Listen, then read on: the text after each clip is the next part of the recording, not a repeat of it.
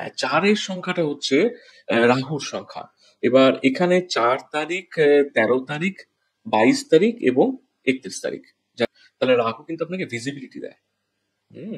মানে আমি যদি ডিটেইলে যাই না, তখন দেখা যাবে রাহু আপনাকে প্রবলেম হয়। এটাও একটা জিনিস যে যাদের নাকি ৪ সংখ্যার জাতক বা জাতিকা, তাদের কিন্তু ফোকাসেও একটু প্রবলেম থাকতে পারে। মাথার ব্রেইন কিন্তু খুব শার্প হয়। ৪ সংখ্যা। হ্যাঁ, কারণ রাহু তো মাথাটাই ওর আছে। কিন্তু ঠিক আছে? ২০২৬ কেমন যাবে? ২০২৬ তাদের জন্য ভালোই যাবে। ঠিক আছে?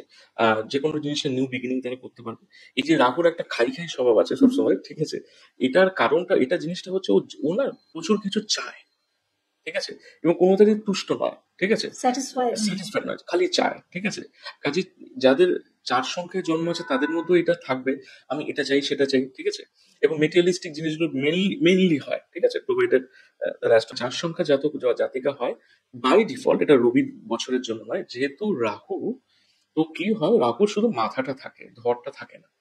হৃদয়হীন। এবং আরেকটা হয় যে সবাই হাঁটতে চায়, সবাই এগোচ্ছে, তো রাহু এগোতে পারছে না। তো কি হয়, মাথাটা না এরকম ধাক্কা খেতে খেতে এগোয়। সেই জন্য আমরা রাহুকে বলি স্ট্রাগলিং প্ল্যানেট।